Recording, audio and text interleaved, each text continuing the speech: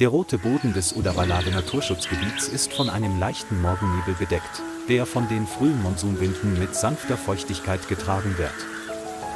Die Elefantenherde bewegte sich langsam den alten Pfad entlang, ihre tiefen Schritte hallten wieder wie der Schlag ferner Trommeln. Eine Elefantenmutter geht neben ihrem Elefantenbaby her, ihre sanften Augen verfolgen stets jede noch so schelmische Bewegung ihres Babys. Die Landschaft ist friedlich, Vögel zwitschern in den Baumwipfeln, der Himmel ist am frühen Morgen blassgelb. Niemand ahnte, dass dieser friedliche Moment in einem Augenblick von Panik abgelöst werden würde. Der Regen der vergangenen Nacht hatte die Gräben in einen rutschigen, schlammigen Zustand verwandelt. Das neugierige Elefantenbaby rannte bis zum Rand des Ufers, wo das Land in einen tiefen Graben mit trübem Wasser abfiel. Ein einziger Fehltritt, und es rutschte aus und fiel hin, sein kleiner Körper fast vollständig im Schlamm versunken. Das Elefantenbaby schrie schwach auf, geriet in Panik und kämpfte, sank aber nur noch tiefer. Die Elefantenmutter eilte sofort herbei und versuchte, ihr Baby mit ihrem Rüssel um den Körper zu wickeln, um es hochzuziehen, aber der Schlamm war zu schwer und zu glitschig.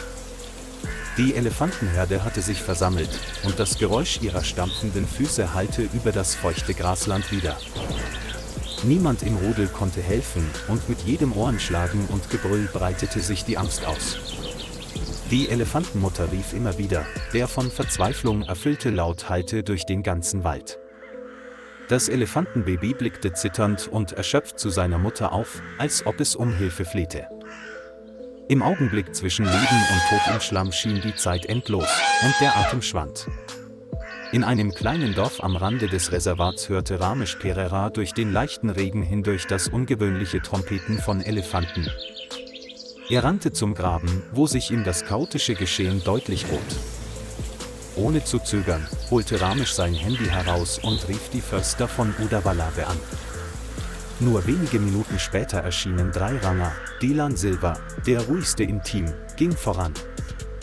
Neben ihm steht Nuban Jayasurya, der über jahrelange Erfahrung im Umgang mit verletzten Wildtieren verfügt. Zu guter Letzt ist da noch Aschen Fernando, jung, aber mutig und leidenschaftlich.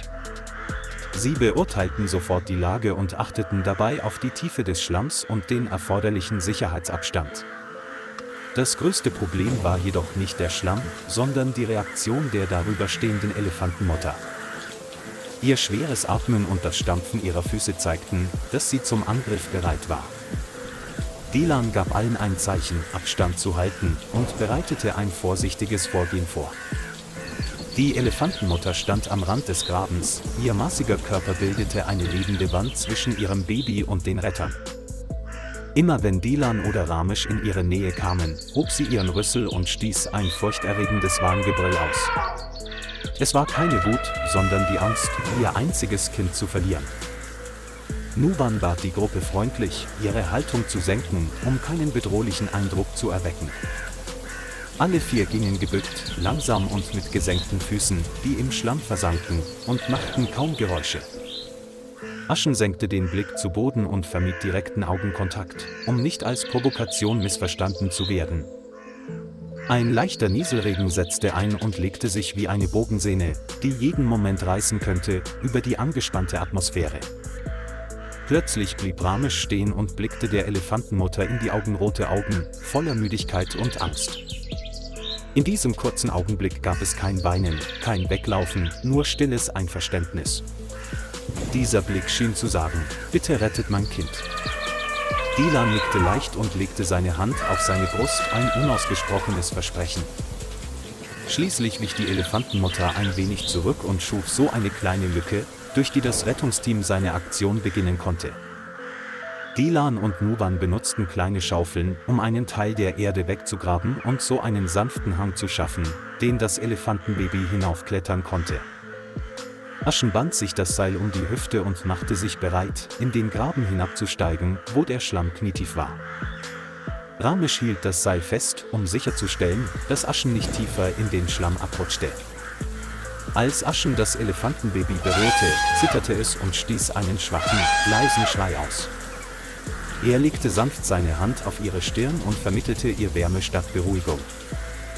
Dylan ging hinunter, um zu helfen, und versuchte, den Brustkorb des Elefantenbabys anzuheben, aber sein Körper war glitschig und schwer. Nuwan am Ufer zog am Seil und stimmte die Bewegung rhythmisch mit dem Schub von unten ab. Der dicke Schlamm klebte schwer wie Ketten an der Haut des Elefantenbabys. Die Elefantenmutter oben stöhnte leise, jeder Schritt vorwärts und rückwärts war von Angst erfüllt. Schweiß, Schlamm und Regen vermischten sich und machten alles noch schwieriger, aber niemand gab auf. Aschen veränderte seine Position, umfasste den Bauch des Elefantenbabys mit den Händen und versuchte, es Stück für Stück hineinzuschieben. Ramesh biss die Zähne zusammen und zog fester, seine Hände zitterten vor Anstrengung. Schließlich bewegte sich der Körper des Elefantenbabys um einige Dutzend Zentimeter nach oben, was neue Hoffnung weckte. Nuwan schrie laut auf, und alle drei mobilisierten ihre letzten Kräfte, um das Elefantenbaby hochzuheben. Das Elefantenbaby rollte keuchend mit halb geschlossenen Augen und zitterndem Körper bis an den Rand des Bodens. Das gesamte Team setzte sich, müde, aber erleichtert.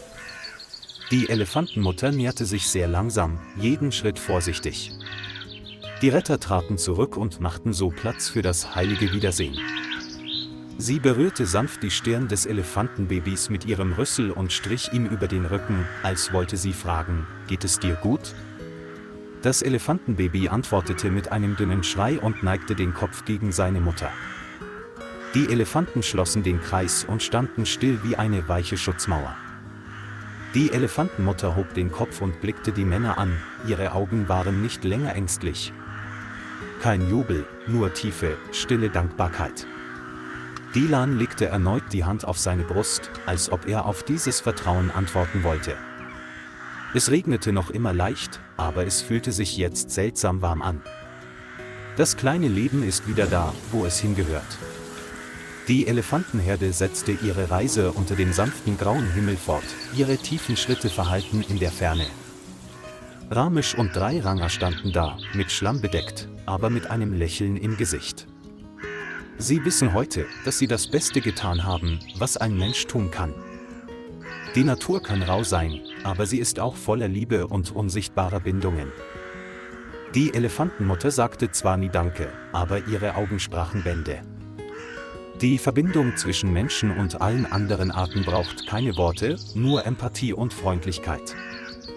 Und diese Geschichte wird für immer in den Fußstapfen der Elefanten im Regen widerhallen.